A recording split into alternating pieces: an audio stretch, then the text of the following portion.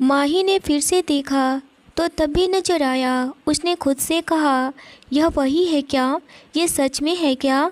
माही ने इशारे से गार्ड को बुलाया और उसने धीमी आवाज़ में पूछा, अंकल, यह लड़का यहाँ जो मुझे दिख रहा है, क्या वह आपको भी दिख रहा है? गार्ड हैरान होकर के कहा, जी मैडम, हमें भी दिख रहे हैं। माही ने कहा, कौन है यह और यहाँ क्या कर रहे हैं? गार्ड ने कहा, आप कल ऑफिस नहीं आई थी ना, तो इन्होंने कल ही ज्वाइन किया है। यह यहाँ नौकरी करेंगे आपकी तरह। गार्ड की बात सुनकर के माही खुशी से उछल पड़ी।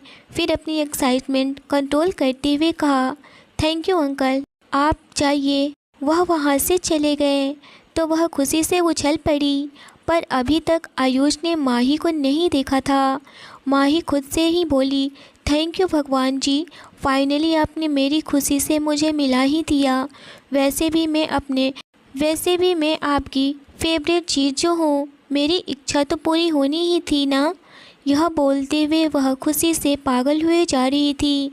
वही अपने डेस्क से उठी और वह चलकर आयुष के पास रुकी। उसको पता ही नहीं था कि वह क्या कर रही थी। माही ने जाकर उसके टेबल पर हल्का सा हाथ मारा। आयुष ने जैसे ही माही को देखा, उसका चेहरा खुशी से चमक उठा। वह एकदम से बोला, माही, आप यहाँ कैसे? ओ माय गॉड, आप यहाँ?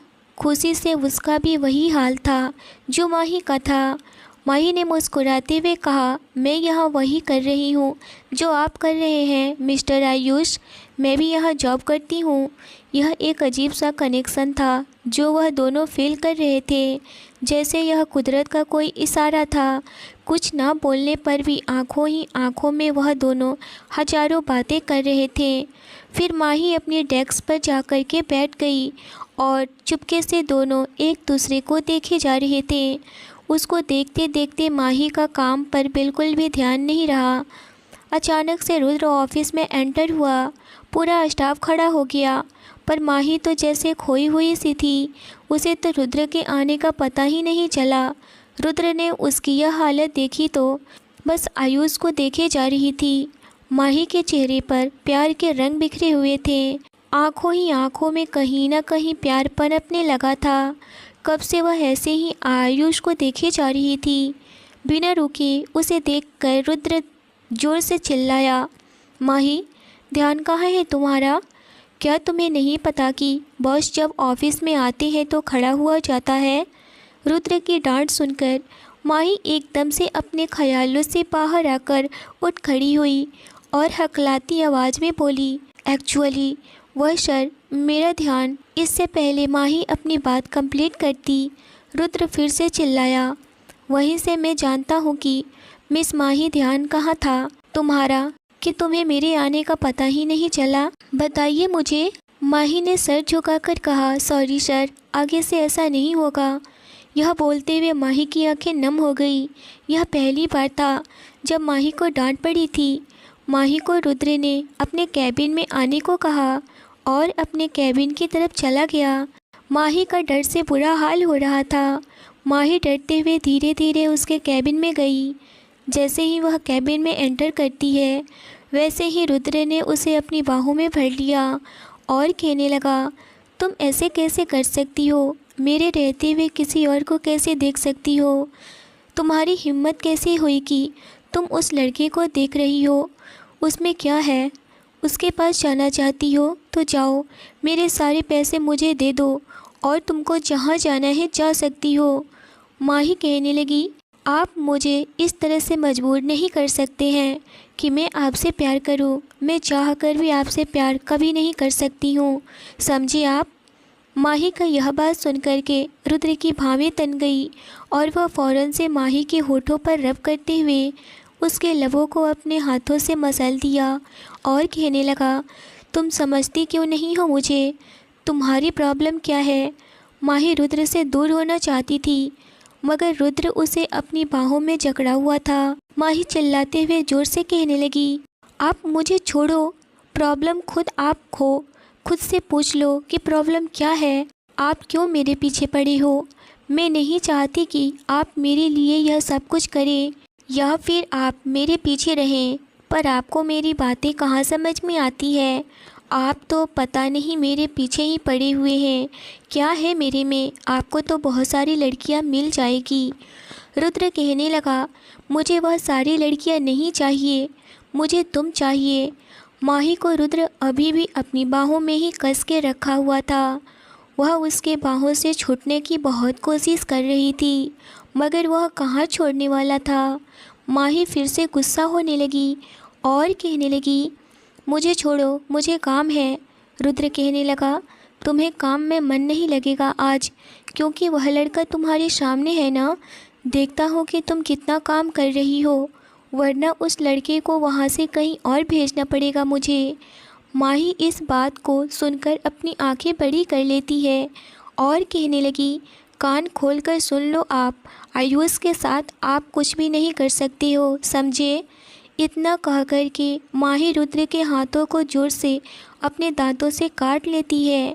माही के काटने से रुद्र के हाथों में दांत के निशान बन जाते हैं और वह अपने हाथों को ढीला कर देता है। माही उससे दूर हो गई और कहने लगी, प्लीज़ मुझसे ज़बरदस्ती आप नहीं करें तो ही अच्छा है। अच्छा मेरी बिल्ली, मुझे ही म्याऊं। तुम पर तो तुम्हारा भी हक नहीं चलने वाला है, समझी। तुम्हारे सारे रिमोट कंट्रोल मेरे हाथ में है, समझी मेरी बिल्ली। और इतना कह कर के वह उसके करीब फिर से गया और उसे दीवार से लगाकर उसके दोनों हाथों को कस के ऊपर करके दीवार से लगा दिया और उसके दोनों गालों को अपने हाथों से पकड़ के दबाने लगा और उसकी आंखों में आंखें डालकर बोला, क्यों मेरी बिल्ली, इतना चालाक कब से हो गई तुम उस लड़के को नहीं देखोगी तो नहीं देखोगी, सिर्फ़ और सिर्फ मुझे देखोगी, समझी तुम। इतना कहते हुए वह माही के लबों पर किस करने लगा और वह किस बहुत ही हार्ड था, क्योंकि इस वक्त रुद्र गुस्से में था और वह गुस्सा सिर्फ़ और सिर्फ माही आयुष को देख रही थी इस वजह से था।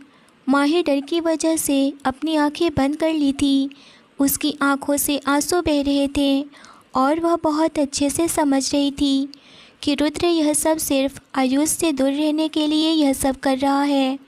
पर माही कहाँ मानने वाली थी। रुद्र थोड़ी देर के बाद माही के लबों को छोड़ा और उसके गले पर एक बाइट कर दिया और कहने लगा, अब तुम जा सकती हो, क्योंकि तुम्हारे फेस देखकर कोई भी इंसान समझ जाएगा कि तुम्हारे बीच कुछ तो ज़रूर है, और वह आयुष का बच्चा, उसे तो मैं देख लूँगा। इतना कहकर वह अपने चेयर पर बैठ गया। माही इस वक्त गहरी नज़रों से बस रुद्र को ही देख रही थी और कहने लगी, मेरे साथ जो करना है कर लो आप, मगर आयुष के साथ कुछ नहीं करना, उसमें उसकी कोई गलती नहीं है। मैं ही उसे देखी और मैं ही जाकर उसे बात भी करी, वह तो बेचारा जानता तक नहीं था मुझे। माही की यह बात सुनकर के रुद्र बस उसे ही देखे जा रहा था, पर कुछ बोल नहीं रहा था। माही इतना कह कर के रुद्र के कैबिन से बाहर चली गई। बाहर जाते ही वह वॉशरूम में गई और अपने फेस और ड्रेस को सही करके आई। माही अभी बहुत ज़्यादा ही उदास थी। माही को यूँ उदास देखकर आयुष भी परेशान हो उठा और मन ही मन खुद को कोसते हुए बोला, मेरी वजह से माही को डांट पड़ गई, बेचारी लड़की कितनी उदास हो गई। रुद्र बिना माही को जवाब दिए बस वह अपने काम में लग गया। शाम हुई तो माही घर जाने लगी। आयुष पीछे से माही को आवाज़ लगाया, रुको माही। बोलते हुए वह उसके सामने आकर खड़ा हो गया और फिक्र भरी आवाज़ में कहा, क्या तुम अभी उदास हो। आयुष को इतने फिक्र करते देखकर माही के चेहरे पर खुशी भर आई थी। उसने जल्दी से कहा, उदास? कौन उदास? मैं नहीं तो, बिल्कुल भी उदास नहीं हूँ, मैं तो बहुत हैप्पी हूँ। माही पूरा मुंह खोल करके दिल से हंस दी। उसकी यह एक्साइटमेंट देख करके आयुष जोर से हंस पड़ा और फिर बोला, एक नंबर की ड्रामेबाज हो। माही को डर भी लग रहा था कि रुद्र देखे ना, पर वह एक पल सोची, और देखे तो देखे, मुझे उससे क्या, मुझे तो उससे प्यार भी नहीं है। वह इंसान मेरे पीछे पड़ा हुआ है हाथ धोकर। पर आयुष को लेकर बहुत सोचने लगी। उसको सोच में खोया देखकर आयुष कहने लगा, कहाँ खो गई हो? माही ने अपने बाल अपने हाथों से पीछे करते हुए कहा। वह कहीं नहीं तो मैं हूँ, ऐसी वह बोलते हुए वह मुस्कुराने लगी। आयुष भी मुस्कुरा उठा। उसकी बातों का सिलसिला ऐसे ही शुरू हो गया। उन्हें एहसास भी नहीं था कि कितना वक्त गुजर गया। शायद प्यार की शुरुआत ऐसे ही होती है। माही ने वॉच देखते हुए आयुष से कहा, ओके आयुष, मैं चलती हूँ, कल मिलते हैं। आयुष ने हाथ मिलाते हुए कहा, ओके, बस ध्यान से जाना। माही अपनी स्कूटी पर निकल गई। शाम हो चुकी थी। धीरे धीरे अंधेरा छाने लगा था। माही घर की तरफ निकल पड़ी। अचानक से उसकी स्कूटी बंद हो गई और वह नीचे झुक कर के उसे चेक करने लगी। तभी एक गाड़ी उसके करीब आकर रुकी। उसमें 2-3 लड़के थे। ड्राइविंग सीट पर था एक लड़का। माही के करीब आकर कहने लगा, कुछ हेल्प चाहिए? माही ने मुंह उठा कर के उसके तरफ देखी तो वह और भी मुंह मोड़ ली, मगर हैरान थी और बड़ा सा मुंह बनाते हुए बोली, जो खुद प्रॉब्लम में हो वह क्या मेरी प्रॉब्लम सॉल्व करेगा? जब माही की बात सुनकर के उस इंसान को चिढ़ हुआ और कहने लगा, अरे वो मिस प्रॉब्लम, तुम्हारी प्रॉब्लम क्या है? हेल्प लेने में भी प्रॉब्लम है तुमको? वह कोई और नहीं बल्कि बनवारी था। वह भी इसी शहर में रहने लगा था और वह भी माही की वजह से। वह रुद्र से मिलना जो चाहता था। 1 महीने से वह रुद्र से मिलने की कोशिश कर रहा था, उससे दूर रहना चाहता था, उसे मिलना ही नहीं चाह रहा था, बनवारी से मिलना ही नहीं चाहता था। रुद्र उस बनवारी से मिलना ही नहीं चाहता था। रुद्र कहाँ, बनवारी कहाँ? और बनवारी ने जो भी माही के साथ किया उस वजह से रुद्र उसे सबक सिखाना चाहता था, मगर अब ये चुप था, मौके की तलाश में था। उसने माही को तकलीफ़ जो दिया है। प्रताप अपने गांव गया हुआ था 2 दिन की छुट्टी लेकर के। जब वह अपने गांव से आ रहा था तो रास्ते में ही बनवारी को माही के साथ बात करते देखा। बनवारी कार से उतरा और माही के करीब आ गया। माही ने परेशान आवाज़ में कहा, देखो प्लीज़, मैं पहले ही परेशान हूँ और परेशान मत करो और जाओ यहाँ से, मुझे मेरे हाल पर छोड़ दो। इतना करके भी तुम्हें शांति नहीं मिली कि अब तुम मेरे पास फिर आ रहे हो? मुझसे दूर ही रहो, मैं पहले ही तुमसे कहा था ना, और आज भी कह रही हूँ। बनवारी के साथ कुछ लोग थे। वह लोग कहने लगे, अरे जब ये इतना भाव खा रही है तो तू क्यों हेल्प करना चाह रहा है? छोड़ इसे और चल यहाँ से। बनवारी को बहुत गुस्सा आ गया और वह गाड़ी से कूद करके नीचे आ गया। माही को उठाकर उसके टाइट से कंधे पकड़कर गुस्से से बोला, तुम्हारी प्रॉब्लम क्या है? क्या समझती हो खुद को? बहुत ज़्यादा ही नखरे हैं न तुम्हारे। माही ने गुस्से से दांत पीसते हुए कहा, मेरी प्रॉब्लम तुम हो। देखो मेरे मुंह मत लगो और ना ही मेरे रास्ते में आओ। तुम यहाँ से चले जाओ। इतना सब करने के बाद भी मैंने तुम्हें छोड़ दिया।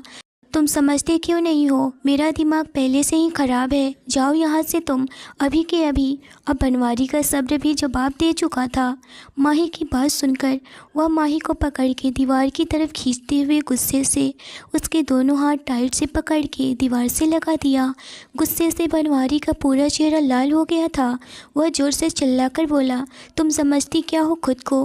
मैंने तुम्हारे साथ इतना सब कुछ किया, फिर भी तुम अपने आप को मिस यूनिवर्स समझती हो या मिस इंडिया? किस चीज़ का इतना एटीट्यूड दिखाती हो? मैं तुम्हारे साथ कुछ नहीं किया, इसीलिए तुम्हें इतना घमंड है और गुरूर है ना? आज मैं तुम्हें दिखाता हूँ कि मैं क्या क्या कर सकता हूँ तुम्हारे साथ, समझी? बनवारी की इस हरकत पर माही का खून खौल गया। उसने बनवारी को धक्का देकर ज़ोर से थप्पड़ जड़ दी और चिल्लाकर बोली, तुम होते कौन हो मुझ पर हुक्म चलाने वाले? तुम्हारी हिम्मत भी कैसे हुई मुझे टच करने की? हाँ। बनवारी का चेहरा बिल्कुल लाल हो चुका था। बात ज़्यादा बिगड़ चुकी थी। यह देखकर प्रताप ने फ़ौरन से रुद्र को कॉल कर दिया और वहाँ पर क्या हुआ सारी बातें रुद्र को बता दिया। इधर अब वह खुद से अपना कंट्रोल खोता जा रहा था।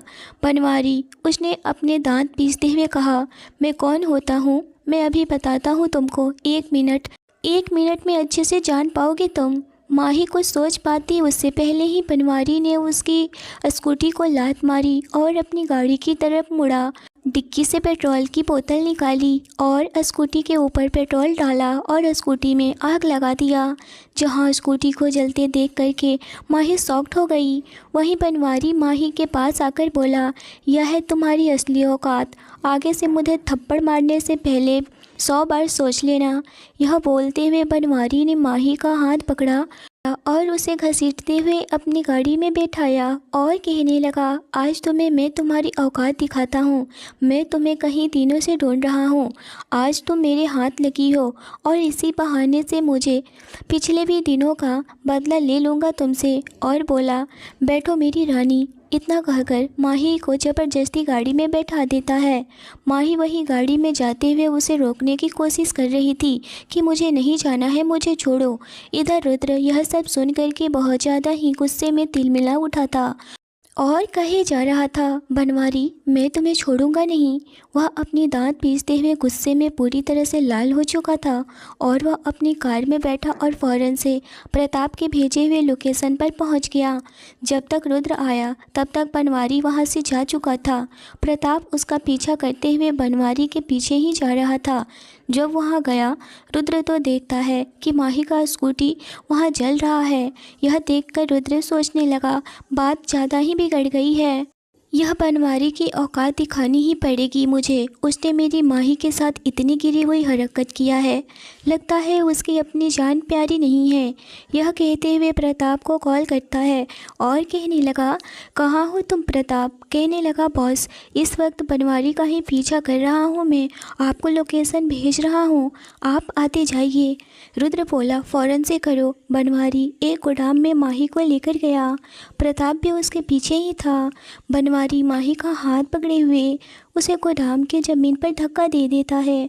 माही ज़मीन पर मुंह के बल जा गिरी और आंखों से आंसू बहाते हुए कहने लगी, तुमने जो कुछ भी किया है वह ठीक नहीं किया। तुम देख लेना, अगर यह बात रुद्र को पता चली तो तुम्हारा वह हाल करेगा कि तुम कभी सोच भी नहीं सकते हो।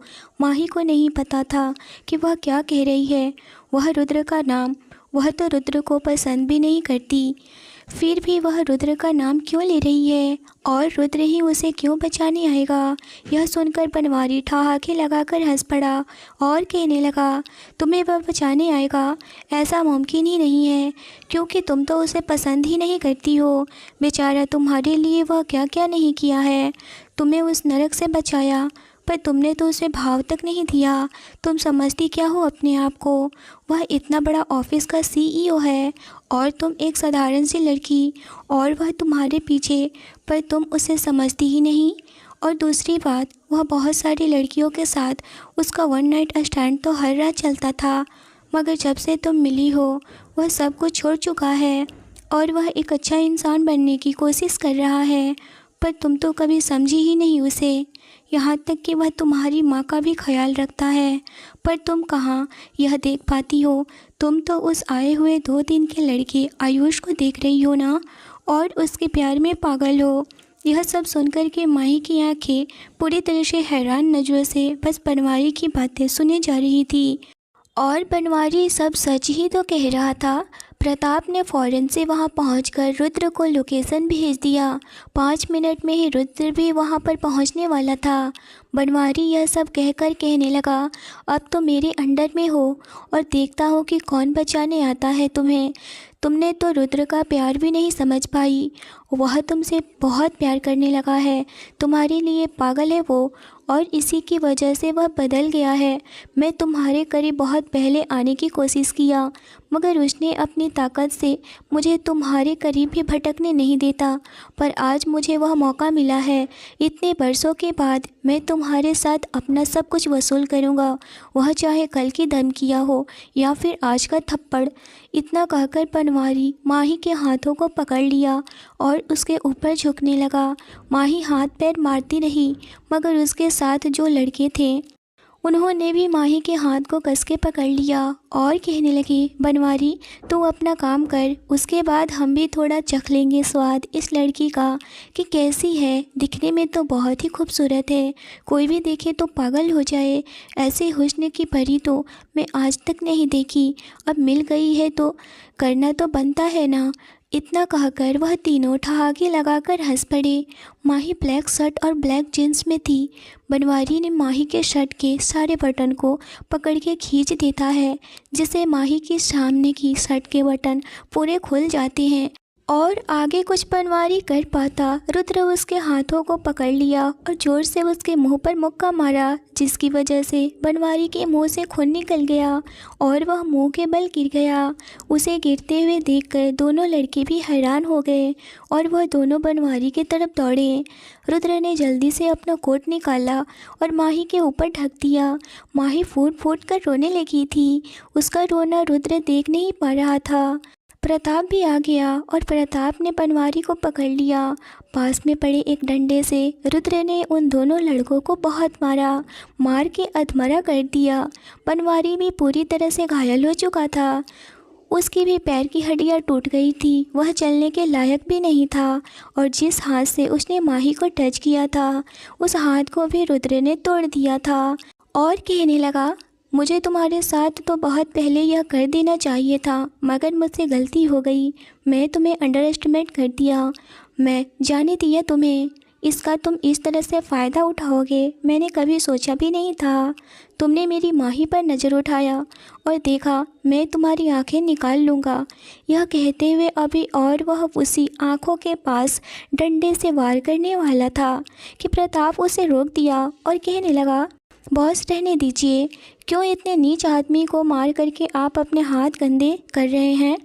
रुद्र वहीं रुक गया और कहने लगा, क्या कह रहे थे तुम कि तुमने उसे उस नरक में भेजा? तुम कौन होते हो उसको नरक में भेजने वाले?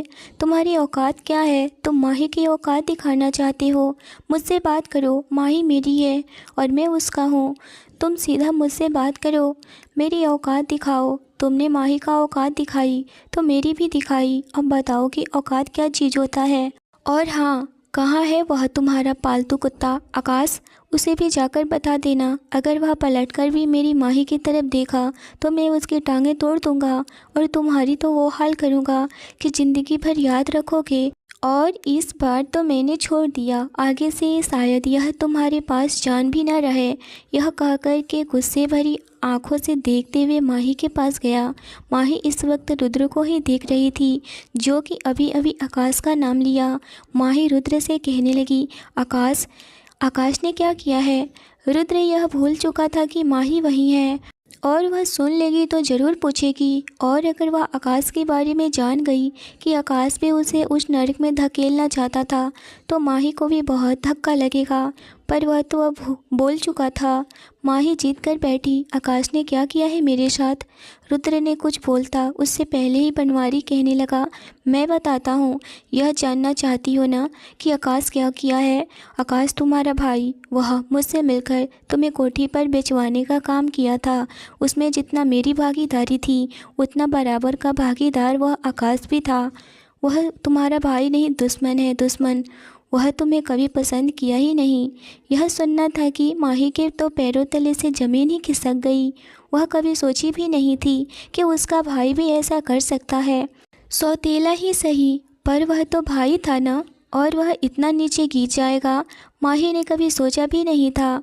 माही को इतना परेशान और फिर से फूट फूट कर रोते हुए देखकर रुद्र के दिल फटने लगे थे। वह फ़ौरन से माही को अपनी गोद में उठाया और गाड़ी में बैठाया और उसे अपने फार्म हाउस लेकर गया।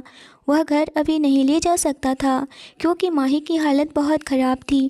उसने कॉल करके माही के माँ को बोल दिया था कि आज माही नहीं आएगी क्योंकि ऑफ़िस में बहुत सारे काम हैं और बहुत सारे एम्प्लॉय भी ऑफ़िस में आए हुए हैं। वही मीटिंग होने वाली है, बड़ा सा डील क्रैक होने वाला है। आप बिल्कुल फ़िक्र नहीं करिएगा, माही बहुत जल्द आ जाएगी। घर में खुद ही ड्रॉप कर दूँगा। उसे यह सुनकर अंजना जी कहने लगी, ठीक है बेटा, तुम हो माही के साथ तो मुझे कोई फ़िक्र नहीं। माही की माही इस वक्त बहुत ज़्यादा ही टूट चुकी थी और वह किसी पर भी भरोसा नहीं कर पा रही थी। पर बनवारी का बात उसके जहन में एक एक करके चले जा रहा था। रुद्र ने ही उसके लिए सब कुछ किया और वह रुद्र को ही समझ नहीं पाई थी। रुद्र से दूर होना चाहती थी, बल्कि उससे नफ़रत भी करने लगी थी। पर बनवारी की बात सुनकर तो उसे बिल्कुल भी समझ में नहीं आ रहा था कि क्या सही है और क्या गलत है। वह कुछ सोचने समझने की हालत में बिल्कुल भी नहीं थी। ऐसा उसे लग रहा था कि अब वह सोचेगी तो उसका दिमाग फट जाएगा। माही को सोच में डूबा हुआ देखकर रुद्र कहने लगा, क्या सोच रही हो? माही, जो हो गया है उसे सोचा नहीं करते हैं, अपने दिमाग से निकाल दो। और रही बनवारी की बात, तो वह अब कभी तुम्हारी तरफ नज़र उठाकर भी नहीं देखेगा। और चलो जल्दी से फ्रेश हो जाओ। माही बस हाँ में सर हिलाई और वॉशरूम में चली गई। वह वॉशरूम में गई थी, मगर अपने आप को शीशे में देखकर फूट फूट कर रोने लगी। उसका रोना बाहर तक सुनाई दे रहा था। रुद्र उसका रोना सुनकर वॉशरूम में चला गया। वह अपने आप को रोक नहीं पाया और माही को रोता हुआ देखकर खुद पर कंट्रोल न कर पाया और उसे सीने से लगा लिया और कहने लगा, क्या हुआ माही, तुम ठीक तो हो ना? कुछ तो नहीं हुआ है, तुम अब सेफ हो, मेरे पास हो। माही भी रुद्र के गले लग गई। उसे भी रुद्र की बाहों में सुकून महसूस हो रहा था। माही तो रुद्र को समझना भी नहीं चाहती थी, पर आज जो कुछ भी हुआ, अगर रुद्र थोड़ा सा भी लेट कर देता या फिर रुद्र नहीं जाता तो आज माही कहीं भी मुंह दिखाने के लायक भी नहीं बचती। बनवारी पता नहीं उसके साथ क्या ही कर जाता। यह सोचकर के बस उसकी आंखों से आंसू बहे जा रहे थे। रुद्र माही को खुद से दूर किया तो माही के बाल रुद्र के शर्ट के बटन से अटक गया और उसके बाल खींच रहा था। माही यह देख कर के बाल को निकालने की कोशिश करने लगी। वह इस वक्त बहुत ज़्यादा ही परेशान थी और वह अपने बाल को निकालते हुए खुद ही दर्द में थी। उसके बाल खींच रहे थे तो उसे दर्द हो रहा था। यह देखकर रुद्र कहने लगा, 1 मिनट, मैं निकालता हूँ। और वह माही के बाल को अपने शर्ट के बटन से आराम से निकालने लगा। पर रुद्र का ध्यान अचानक से माही के फटे हुए शर्ट पर गया। उसके सारे बटन निकल चुके थे। माही जब देखती है कि रुद्र की निगाहें कहाँ हैं, तो वह रुद्र के दिए हुए कोट को अच्छे से ठीक करती है। माही इस वक्त बहुत ज़्यादा ही वीक महसूस कर रही थी। वह कहने लगी, मैंने कभी नहीं सोचा कि खुद मेरा भाई ही मेरे साथ ऐसा करेगा। वह सोच भी कैसे लिया कि इतना कह कर के माही फिर से सिसक सिसक कर रोने लगी। उसका सिसकना देखकर रुद्र भी रोने जैसा फेस बना लिया था। वह माही का रोना नहीं देख पा रहा था। उसने माही का हाथ पकड़ के जोर से अपने तरफ खींचकर उसे अपने सीने से लगा लिया। माही इस मोमेंट के लिए तैयार नहीं थी और वह भी रुद्र के सीने से जा लगी। माही भी इस वक्त रुद्र के सीने से लगकर खुद को रिलैक्स महसूस कर रही थी। माही भी इस वक्त किसी से गले लगकर खुद को अच्छा फील करवाने की कोशिश कर रही थी। रुद्र उसके सर को अपने हाथों से सहलाते हुए कहने लगा, डोंट वरी मेरी बिल्ली, तुम्हें कुछ नहीं होने दूंगा, तुम बिल्कुल भी फिक्र नहीं करो। माही के फेस को अपने हाथों से धोता है, उसे अपनी गोद में उठाकर बेड पर बैठा दिया और कहने लगा, मैं तुम्हारे लिए ड्रेस निकाल कर देता हूँ, चेंज कर लो। और उसे चेंजिंग रूम में लेकर जाता है। वहीं माही अपनी हैरान नज़रों से बस रुद्र को ही देख रही थी। वहीं रुद्र माही को अपनी मासूम शक्ल से उसे अट्रैक्ट कर रहा था। स्टोरी जारी रहेगी। क्या माही भी अब रुद्र से प्यार करने लगेगी या नहीं? रुद्र तो सच में माही का पूरा दीवाना हो चुका है। यह जानने के लिए बने रहिए स्टोरी के साथ। स्टोरी अच्छी लगी तो लाइक और शेयर ज़रूर करें। चैनल पर पहली बार आए हैं तो चैनल को ज़रूर सब्सक्राइब करिए। मिलते हैं नेक्स्ट एपिसोड में। Thanks for watching. तेरी मेरी मोहब्बत भाग 3। अगर आपने पीछे की कहानी नहीं सुनी है तो ज़रूर सुनिए। चलिए आज की कहानी शुरू करते हैं। कबीर के इस तरह से कहने पर कोमल पूरी तरह से गुस्से से तिलमिला उठी थी और वह फ़ोन काट देती है। कुछ ही देर में एक सर्वेंट कमरे में एंटर करती है। वह खाना लेकर आई थी कोमल के लिए। कोमल सर्वेंट की तरफ पलट कर देखती है और कहती है, यह क्या है? सर्वेंट कहने लगी, यह खाना है आपके लिए। फिर कोमल उस नौकरानी के पास जाकर के उसके हाथों को पकड़ते हुए कहती है, प्लीज़ आप मुझे यहाँ से जाने दो आपको जितना पैसा चाहिए मैं उतना दूंगी, आपकी बहुत कृपा होगी, बस आप मुझे यहाँ से जाने दो। उसे सर्वेंट को कोमल पर दया आ रही थी, लेकिन वह अपने बॉस के खिलाफ भी नहीं जा सकती थी। इसीलिए कोमल के हाथों से अपना हाथ छुड़ाते हुए बोली, प्लीज़ मैम, हम ऐसा कुछ नहीं कर सकते हैं। हमें बॉस ने सिर्फ आपको खाना खिलाने को कहा था, तो आप प्लीज़ खाना खा लीजिए। यह कहकर के वह बाहर जाने लगती है कि तभी कोमल दौड़कर फिर से सर्वेंट के हाथों को पकड़ लेती है और फिर गिड़गिड़ाते हुए कहती है, प्लीज़ आप मेरी कुछ मदद कर दीजिए यहाँ से बाहर निकलने में।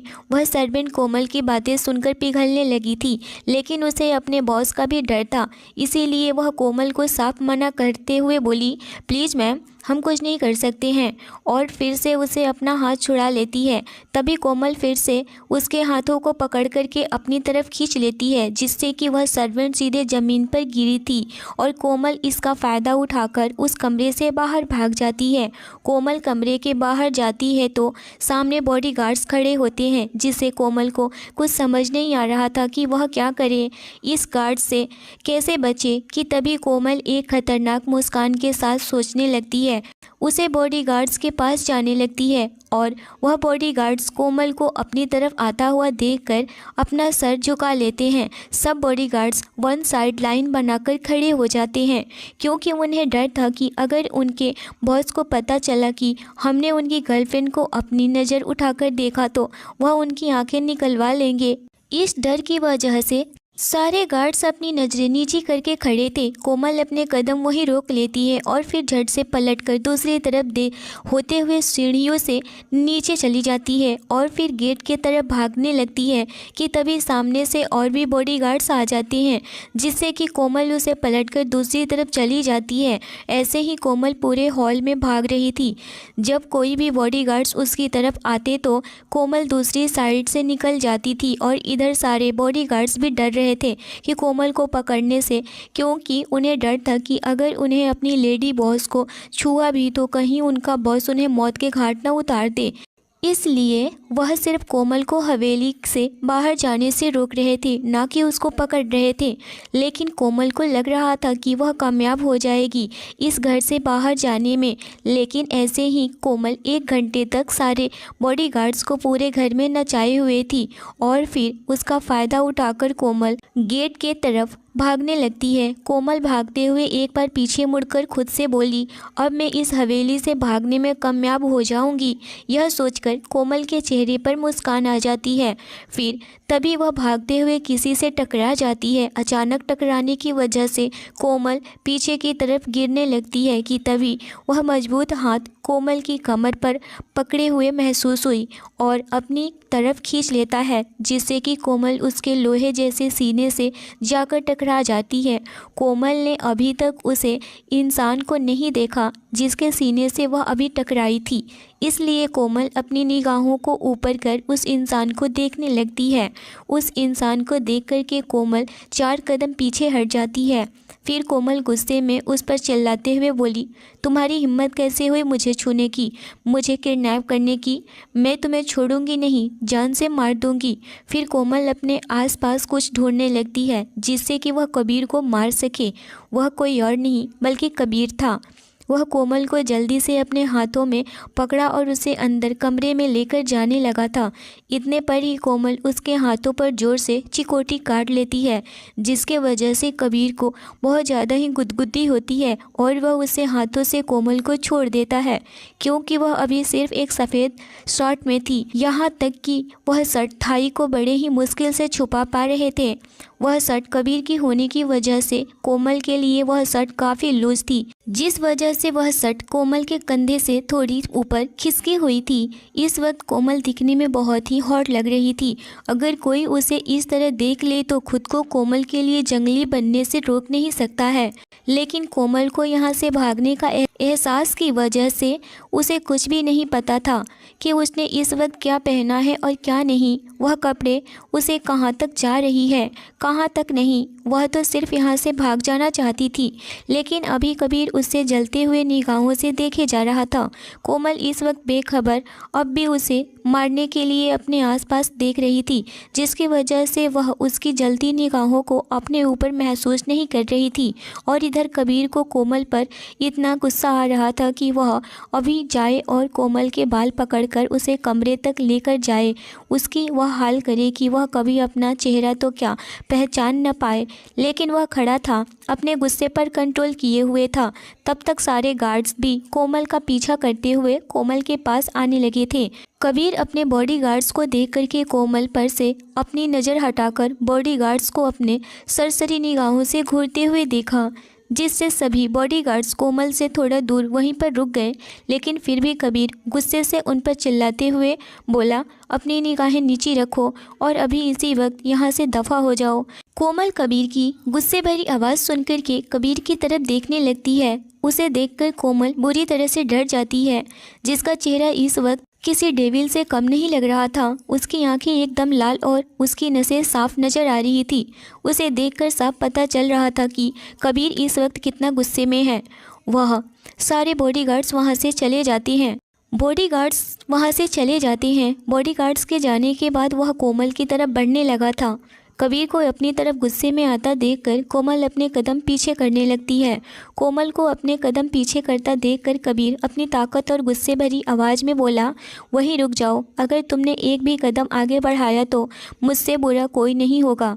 कबीर की गुस्से भरी आवाज़ सुनकर के कोमल डर जाती है, लेकिन अपने चेहरे पर जाहिर न करते हुए बोली, तुमसे बुरा कोई हो भी नहीं सकता है। यह कहकर के कोमल झट से पीछे मुड़कर वहाँ से भागने लगती है, लेकिन वह कहाँ कबीर से बच पाती, क्योंकि कबीर उसके भागने से पहले ही अपने लंबे कदम कर उसके कमर को फिर से अपनी मजबूत हाथों से अपनी तरफ खींच लेता है और फिर उसे अपनी बाहों में उठाकर ज़बरदस्ती कमरे की तरफ लेकर जाने लगता है। कोमल उसकी बाहों से छुड़ने के लिए छटपटाते हुए बोली, मैंने कहा नीचे उतारो मुझे, वरना मुझसे बुरा कोई नहीं होगा। मैंने कहा नीचे उतारो। कोमल कबीर से छूटने के लिए चिल्ला रही थी, लेकिन कबीर उसके सभी बातों को इग्नोर करके उसे कमरे में लेकर गया और गेट पर अपना फिंगरप्रिंट लगा दिया। उस कमरे में ले जाकर के बेड पर पटक दिया। सुबह में कबीर दरवाजे पर फिंगरप्रिंट नहीं लगाया था, क्योंकि कोमल को खाना भी देना था सर्वेंट को, इसलिए वह सिर्फ लॉक करके चला गया था और सभी को हिदायत देकर गया था। लेकिन अब वह घर पर आ चुका था, इस वजह से वह फिंगरप्रिंट डाल दिया। इधर कोमल, जो कबीर इस तरह से पटका था, उसकी वजह से वह बहुत ज़्यादा ही चिल्लाने लगी थी। उसकी पहनी हुई शर्ट फट जाती है। वह तो अभी कबीर की तरफ ही देख रही थी कि अपने बॉडी पर फटे कपड़े को महसूस कर कोमल झट से अपने सीने को अपने हाथों से कवर करने लगी थी, क्योंकि वह सिर्फ इस वक्त शर्ट में थी और वह शर्ट भी ऊपर से थोड़ा फट चुका था, जिससे कि उसे यह फील हो रहा था कि फिर कोमल अपनी निगाहों कबीर की तरफ करती है तो एक पल के लिए उसे देखकर डर जाती है। इतने में कबीर के फ़ोन पर कॉल आया। वह कॉल देखकर मुस्कुरा उठा और वह कॉल रिसीव करके सोफे पर बैठ जाता है और कहता है, क्या हाल है बॉस। उधर से आवाज़ आती है, तुम बताओ तुम कहाँ हो। वह कहने लगा, मैं अभी अभी ऑफिस से घर आया हूँ, क्या बात हो गई। वह कोई और नहीं बल्कि अनिरुद्ध था। कबीर कहने लगा, बताओ क्या बात है। अनिरुद्ध बोला, मुझे तुमसे बहुत ज़रूरी बात डिस्कस करनी है। वह पार्टी तुम्हें याद है ना, उस पार्टी में तुम भी गए हुए थे। मुझे किसी ने ड्रिंक में नशे की दवा मिलाकर दी थी और वह लड़की कोई और नहीं बल्कि कोमल है। लेकिन कोमल का कुछ भी पता नहीं है, वह कहाँ है। मैंने उसे ढूंढने की बहुत कोशिश की, मेरा असिस्टेंट सिद्धार्थ ढूंढने की कोशिश किया, लेकिन वह मिली नहीं। पता चला कि वह भी उस पार्टी में थी और उस पार्टी के टाइम से ही वह गायब है। कहाँ गई, कहाँ होगी, कुछ भी पता नहीं है। यह सुनकर कबीर कहने लगा, वह जहाँ भी होगी बहुत अच्छी तरीके से होगी, तुम्हें उसकी टेंशन लेने की ज़रूरत नहीं है। तुमने मुझे यह बात बताकर बहुत अच्छा किया। अब मैं तुम्हें बता दूंगा कि वह कहाँ है। बहुत जल्द तुम्हें पता चल जाएगा। इतना सुनना था कि अनिरुद्ध सारी बातें समझ गया कि हो ना हो कोमल के बारे में कबीर ज़रूर जानता है, क्योंकि उसे पहले भी कोमल बहुत ज़्यादा पसंद थी। कई बार उसने अनिरुद्ध से बोला भी था कि मुझे कोमल बहुत ज़्यादा ही अच्छी लगती है। वह जब भी अपने पापा के साथ कोई भी पार्टी में जाती, कबीर उसे देखकर आहें भरता। अनिरुद्ध कहने लगा, क्या कोमल तुम्हारे पास है। यह सुनकर कबीर मुस्कुराया और कहने लगा, हाँ। अनिरुद्ध पूरी तरह से हैरान हो गया। कहने लगा, कबीर तुमने यह क्या किया। तुमने क्यों उसे अभी? वह इतना बोला ही था कि अनिरुद्ध के बगल में किसी लड़की की आवाज़ आती है। कबीर कुछ कहता कि अनिरुद्ध उस लड़की की तरफ ध्यान देने लगा था। अनिरुद्ध अभी ऑफिस में ही था। अभी वह कबीर से बातें कर रहा था कि उसके सामने जानवी आई थी। जानवी कहने लगी, मैंने कभी नहीं सोचा था कि तुम दोनों मिलकर के मेरी बहन का किडनैप करोगे। मैं तो तुम दोनों को इतना शरीफ और अच्छा समझती थी। मुझे यकीन नहीं हो रहा है कि तुम दोनों इतना गिरी हुई हरकत भी कर सकते हो। मैं अभी जाकर सभी लोगों को बताती हूँ। यह सुनकर के अनिरुद्ध पूरी तरह से हैरान हो गया था। वह डर गया था कि जानवी को कैसे रोके, इसे कैसे पता चल गया। लेकिन इसमें अनिरुद्ध की तो कोई गलती नहीं थी। कबीर अपना फ़ोन ऑन किए हुए ही था और उसे सारी बातें जानवी की सुनाई दे चुकी थी। कबीर को भी अब घबराहट होने लगी थी। यह सोच करके कि जानवी पता नहीं अब आगे क्या करेगी। जानवी वहाँ से चली जाती है, लेकिन अनिरुद्ध उसके तरफ बढ़ जाता है। अभी कबीर फ़ोन पर ही था। अनिरुद्ध कहने लगा, तुम फ़ोन रखो और जो किए हो बहुत गलत किए हो, इसका तुम सोचना। इतना कहकर वह फ़ोन कट कर देता है और जानवी के तरफ बढ़ जाता है। जानवी अभी ऑफिस के कॉरिडोर में थी। इतने में ही अनिरुद्ध जाकर पीछे से जानवी का हाथ पकड़ लेता है और अचानक जानवी का हाथ पकड़ने की वजह से उसका पैर लड़खड़ा गया था और वह गिरने को हुई। लेकिन अगले ही पल अनिरुद्ध ने उसे अपने मजबूत बाहों में थाम लिया था और एक पल के लिए तो दोनों की सांसें बिल्कुल थम सी गई थी। दोनों एक दूसरे की आंखों में यूं ही देखने लगे थे। अनिरुद्ध तो पूरी तरह से खो चुका था, क्योंकि इस वक्त जानवी की आंखों में अपनी बहन कोमल के लिए बहुत ही बेचैनी और फिक्रमंद महसूस हो रही थी। वह रोते हुए ऑफिस से बाहर निकल रही थी। पता नहीं उसकी बहन के साथ कबीर ने क्या किया होगा। तभी जानवी कहती है, छोड़ो मुझे। अनिरुद्ध उसे अच्छे से खड़ा करता है और उसका हाथ पकड़ के कहने लगा, जानवी मेरी बात को सुनो, समझने की कोशिश करो। लेकिन जानवी इस वक्त कुछ भी सुनने और समझने की हालत में बिल्कुल भी नहीं थी। वह बहुत परेशान थी अपनी बहन के लिए। वह रोए जा रही थी। अनिरुद्ध उसे अपनी बगल के सोफ़े पर बैठाता है और उसे पानी पिलाया और कहने लगा, तुम्हें मैं कुछ बताना चाहता हूँ। मैं कल तुम्हारे साथ बहुत मिसबिहेव किया, उसके लिए मुझे प्लीज़ माफ़ कर दो।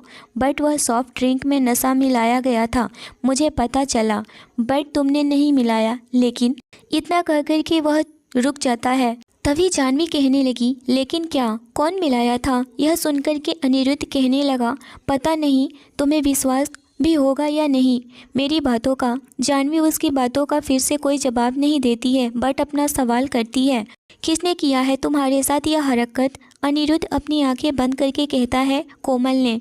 जानवी कोमल का नाम सुनकर पूरी हैरानी से बस अनिरुद्ध को ही देख रही थी। वह कहने लगी, ऐसा नहीं हो सकता है, तुम झूठ बोल रहे हो। मुझे बदनाम करने के बाद और मेरी बहन के पीछे पड़े हो, और मेरी बहन ने तुम्हारा क्या बिगाड़ा है? इतना सुनकर के अनिरुद्ध अब कुछ नहीं बोला और जानवी का हाथ पकड़े हुए ऑफिस से बाहर लेकर जाता है और अपनी कार में बैठाता है। जानवी कहती है, यह तुम क्या कर रहे हो? छोड़ो मुझे। अनिरुद्ध उसके हाथ को अभी भी पकड़ा हुआ था और कहने लगा, चुपचाप बैठो, अभी सारी सच्चाई तुम्हें पता चल जाएगा। इतना कह करके उसे गाड़ी में बैठाता है और खुद भी ड्राइविंग सीट पर बैठ जाता है। उसे लेकर कबीर के फार्म हाउस पर जाता है। वहाँ कबीर सर्वेंट से पहले ही बोल चुका था कोमल के कपड़े के लिए। कोमल का ड्रेस आ चुका था। वह जानता था कि अनिरुद्ध उसके फार्म हाउस पर ज़रूर आएगा, इसीलिए उसने कोमल को बोल चुका था कि वह सही ढंग से ड्रेस पहन ले। कोमल ड्रेस पहन चुकी थी। अनिरुद्ध उसके फार्म हाउस पर एंटर करता है। उसके पीछे जानवी भी होती है, जो कोमल जानवी को देखते ही आगे बढ़कर उसे जोर से गले लगा लेती है और कोमल जानवी को देखकर रोने लगी थी।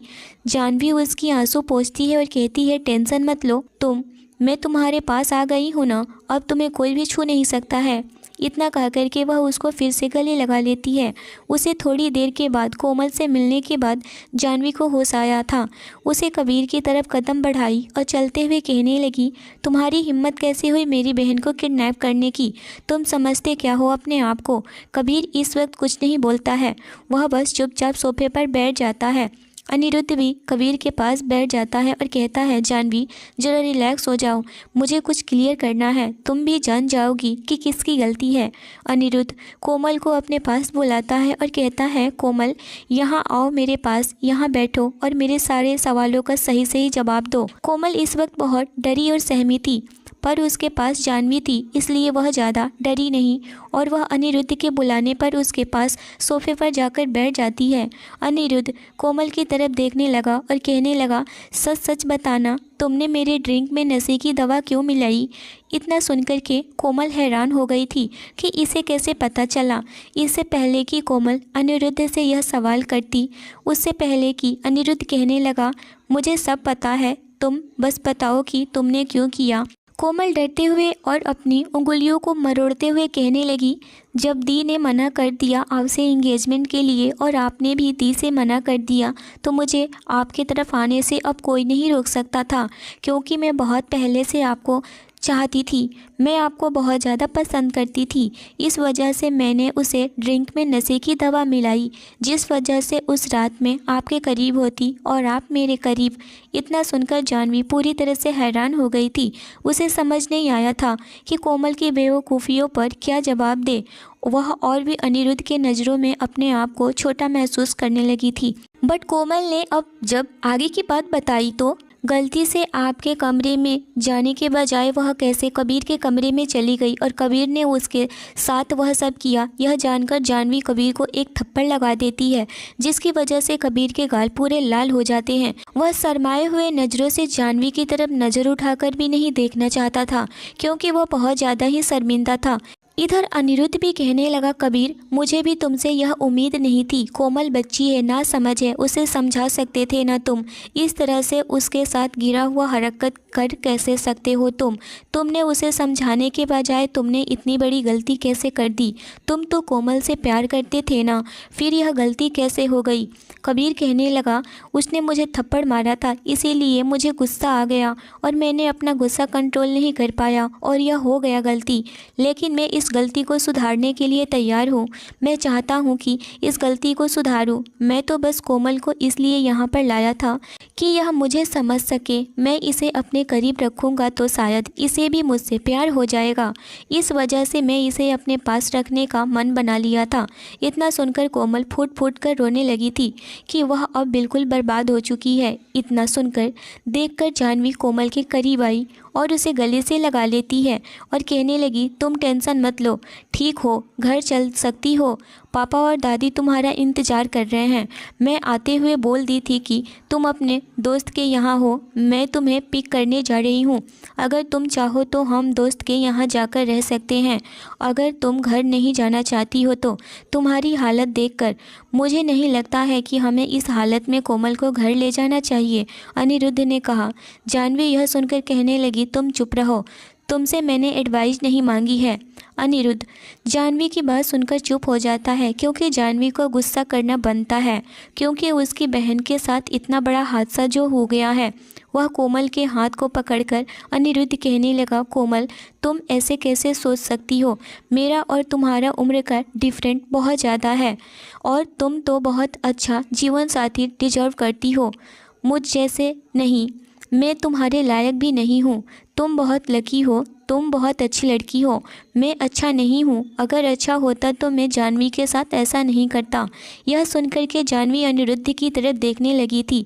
एक पल के लिए वह सोच में पड़ गई कि अनिरुद्ध यह कैसी बातें करने लगा है। अनिरुद्ध कोमल से कहने लगा, आज से हम और तुम अच्छे वाले फ्रेंड हैं, गुड गर्ल, और उसे कहता है, अ स्माइल प्लीज।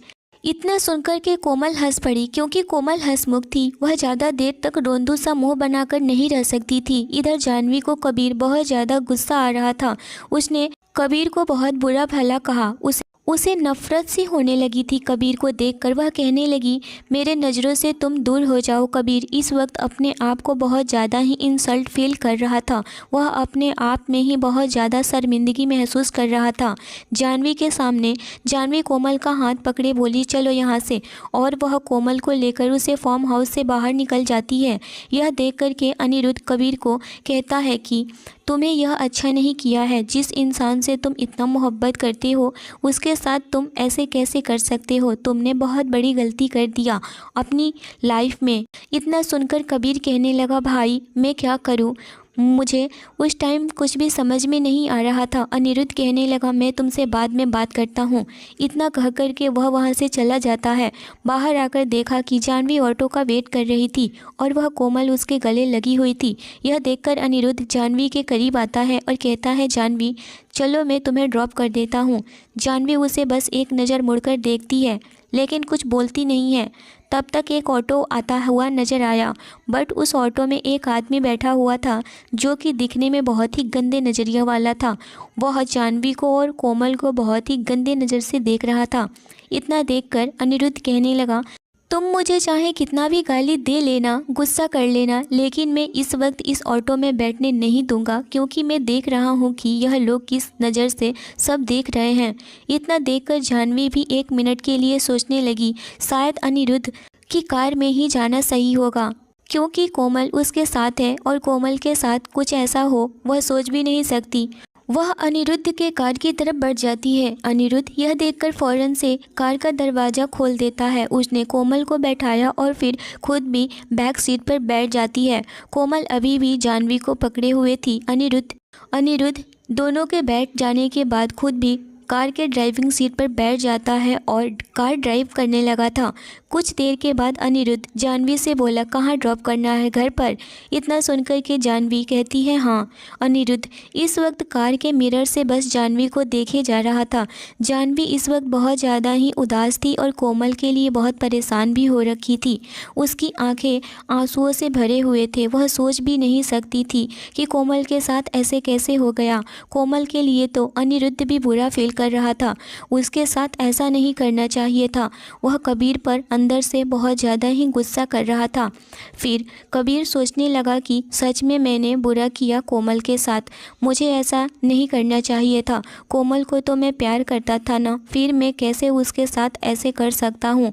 मैं अपने गुस्से को कंट्रोल नहीं कर पाता हूँ। फिर वह तो प्यार थी मेरी, मैं उसके साथ ऐसे कैसे कर दिया? इतना बड़ा गलती कर दिया हूँ, वह मुझे कभी नहीं मिलेगी। इतना सोचकर वह अभी अपने कमरे में बंद होकर रोने लगा था। वह इतना बड़ा बिजनेसमैन था और इतना स्मार्ट था, हार्टलेस था, फिर भी वह कोमल के लिए बहुत ज़्यादा ही लव फील कर रहा था। उसे बिल्कुल भी समझ नहीं आया कि वह कोमल के साथ 2 दिनों में क्या किया। अनिरुद्ध के इतना गुस्सा करने के बाद उसे अकल आया था कि उसने वाकई में कोमल के साथ बहुत गलत कर दिया। इधर जानवी के दादी और पापा इंतज़ार कर रहे होते हैं। दोनों का कुछ ही देर में जानवी अपने घर आ जाती है। जब कार से जानवी कोमल को लेकर बाहर निकलती है तो दादी देखकर हैरान हो जाती हैं कि कोमल को क्या हो गया है। जानवी कहने लगी, दादी माँ आप बिल्कुल टेंशन मत लीजिए, कोमल को बस फूड रिएक्शन हुआ है और कुछ नहीं। उसके थोड़े पेट खराब हो गए हैं, इस वजह से वह थोड़ी वीकनेस फील कर रही है। मैंने दवा दे दिए हैं, उसे थोड़ी आराम करने की ज़रूरत है। आराम करेगी तो सही हो जाएगी। इतने में अमर ठाकुर भी आ गए। वह भी कहने लगे, जल्दी से जल्दी कोमल को ले जाओ इसके कमरे में, उसे रेस्ट करवाना बहुत ज़रूरी है। जानवी कोमल को लेकर उसके कमरे में चली जाती है। इधर अनिरुद्ध भी गाड़ी से निकला। उसे डर था कि कहीं जानवी कबीर का सच्चाई न बता दे, पर जानवी ऐसा नहीं की। यह सोच भी अनिरुद्ध को हो रहा था, वरना बहुत बड़ी गड़बड़ हो जाती। अमर ठाकुर देखकर पूरी तरह से हैरान हो गए थे।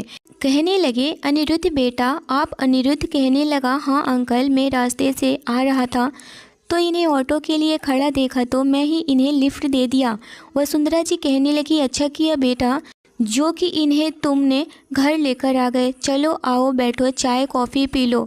अनिरुद्ध कहने लगा, नहीं दादी माँ कभी और आ जाऊँगा। लेकिन वसुंधरा जी कहने लगी, नहीं चलो बेटा, यहाँ तक आए हो तो 10 मिनट और सही। इतना सुनकर अनिरुद्ध चला गया। उसे भी इस वक्त जानवी से बात करनी थी। यह मन बनाकर वह अंदर चला जाता है। उधर मिस्टर अमर सर्वेंट को बोल दिए कॉफ़ी के लिए, क्योंकि अनिरुद्ध को कॉफ़ी ही पसंद थी। कुछ ही देर में जानवी कोमल को अच्छे से उसे सुला कर आ चुकी थी। कुछ देर में कोमल सो भी चुकी थी क्योंकि कोमल बहुत ज़्यादा ही थक चुकी थी। जब जानवी नीचे आती है तो देखती है कि अनिरुद्ध हॉल में सोफे पर बैठा हुआ है।